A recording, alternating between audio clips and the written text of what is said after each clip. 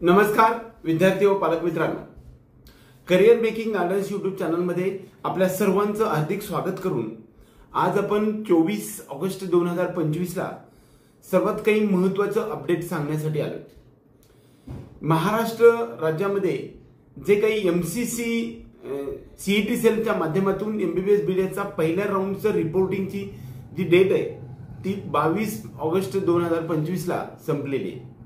त्याचबरोबर एमसीसीचे सुद्धा पहिल्या राऊंडचं एमबीबीएस बीडीएसचं रिपोर्टिंग 22 ऑगस्ट रोजी संपलेलं आहे। 25 ऑगस्टच्या संध्याकाळी 5:30 वाजेपर्यंत आपल्या ज्या विद्यार्थ्यांना ऑल इंडिया कोट्यामधून एमसीसी मधून डीम्ड एम्स जिपमर मधून किंवा ऑल इंडिया कोट्यातून घेतलेलं जे कॉलेज आहे ते रेजिग्नेशन किंवा राजीनामा देण्याची तारीख ही 25 ऑगस्ट पर्यंत आहे। आता सर्वांना जो वेध लागलेला आहे ते म्हणजे एमसीसी ऑल इंडिया कोट्याचे राऊंड जो आहे तो दुसरा राऊंड कधीपासून सुरू होईल। 29 ऑगस्ट 2025 पासून सुरू होणार आहे। आता त्यामध्ये पाहायला गेलं तर त्यांनी त्याच्यासाठी काही कारणे सांगितलेली आहेत। 29 ऑगस्ट 2025 टेंटेटिव्हली असं म्हटलंय। याचा अर्थ असा, in order to include newly authorised MBBS seats in round 2 of UG counselling 2025 the competent authority has decided to start the round 2 of UG counseling 2025 from 29th August 2025 tentatively. However, the revised schedule for round 2 will be published shortly. म्हणजे हे 23 तारखेला म्हणजे काल आपल्या समोर सांगितलंय की नवीन काही सीट्स आपल्या समोर येणार आहेत। म्हणजे ऑल इंडिया कोट्यामधून गव्हर्नमेंटमध्ये असतील किंवा डीम्डमध्ये असतील, प्रायव्हेटचा तर काही संबंध नाही, परंतु याच्यामध्ये काही सीट्स असतील। त्याचे 2-3 प्रकार आहेत। एक तर नवीन कॉलेजेस गव्हर्नमेंट काही येऊ शकतात, त्याचबरोबर डीम्ड कॉलेजेस काही येऊ शकतात किंवा काही एस्टॅब्लिश्ड जुने कॉलेजेस आहेत त्याच्यामध्ये काही सीट्सची इन्क्रीमेंट होऊ शकतो, गव्हर्नमेंटमध्ये इन्क्रीमेंट होऊ शकते किंवा डीम्डमध्ये इन्क्रीमेंट येऊ शकते। परंतु त्याचबरोबर आपल्याला ह्याची सगळी गोष्टची खात्री ज्यावेळेस एमसीसीचा राऊंड सुरू होईल आणि त्याच्या अगोदर सीट मॅट्रिक्स आपल्या सोबत येईल त्यावेळेस आपल्याला लक्षात येऊ शकतं।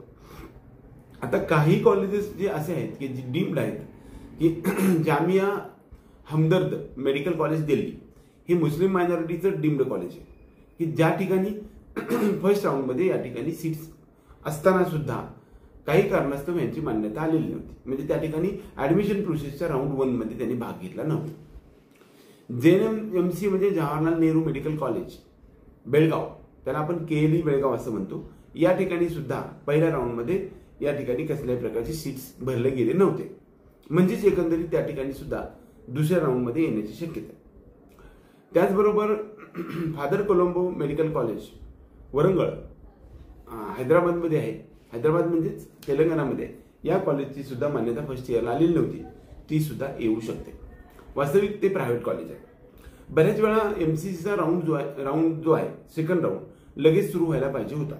वास्तविक 22 तारीख असेल तर 23, 24, 25 ला सुरू व्हायला पाहिजे होता, परंतु रेजिग्नेशन डेट तुम्हाला 25 तारखेपर्यंत दिली आणि 25 ला जरी झाले असेल तरी 26, 27, 28, 29 ला सुरू व्हायला पाहिजे असं आपल्याचं सर्वांचं म्हणणं आहे। परंतु तरी सुद्धा त्यामध्ये नवीन सीट्स आल्यामुळे कदाचित आपण जे काही प्रोसेस आहे त्याच्यामधून 29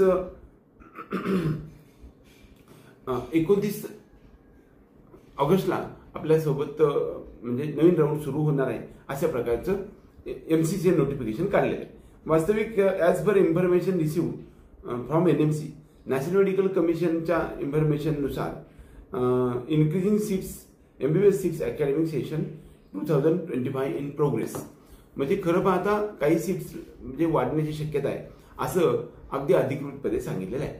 त्यामुळे दुसऱ्या राऊंडमध्ये किती सीट्स वाढणार आहेत याबद्दल सर्वांमध्ये उत्सुकता जागृत होऊ शकते। आपल्या सर्व विद्यार्थी आणि पालकांना एक खुशखबर आहे की एमबीबीएसचे सीट्स ऑल इंडिया कोट्यामधून वाढणार आहेत। मोदीजींनी 2021 मध्ये किंवा 22 मध्ये आपल्या सर्वांना 75,000 सीट्स इन्क्रीज होणार आहेत अशा प्रकारची घोषणा केली होती। भारत देशाचे पंतप्रधान कदाचित अशा प्रकारच्या गोष्टी बोलल्यानंतर तसे करणारच याबद्दल काही शंका नाही। ते पाहायला गेलं तर दरवर्षी 15,000 सीट्स वाढायला पाहिजे असा सर्वसाधारण अंदाज आहे. तसं पाहायला गेलं तर गेल्या वर्षी फक्त महाराष्ट्र राज्यामध्ये 1100 सीट्स एवढे वाढले होते. त्याच पद्धतीने यावर्षी काय होऊ शकतं या संदर्भात सुद्धा काही अंदाज बांधता येऊ शकतो. CSMS medical college Aurangabad, Shiva trust medical college Aurangabad, त्याचबरोबर तानाजीराव सावंत यांचे JSPMचं मेडिकल कॉलेज किंवा आदरणीय असे काही वेगवेगळे कॉलेजेस आहेत की यांचे कॉलेजेस सुद्धा प्रायव्हेट कॉलेजेस येण्याची शक्यता आहे. आता ते याच राऊंडमध्ये येतील किंवा पुढच्या राऊंडमध्ये येतील याबद्दलची शासनता आहे. बऱ्याच वेळा त्याला letter of intent, letter of permission या सर्व गोष्टी असणं आवश्यक आहे आणि त्यानंतरच सर्व गोष्टी होऊ शकतात. आपल्या सर्व विद्यार्थ्यांनी पालकांना अशा प्रकारच्या लेटेस्ट अपडेटसाठी आपल्या चॅनलला सबस्क्राईब करा आणि त्याचबरोबर हा व्हिडिओ आवडला तर व्हिडिओ लाईक करा. एवढंच या निमित्ताने. जय हिंद, जय महाराष्ट्र.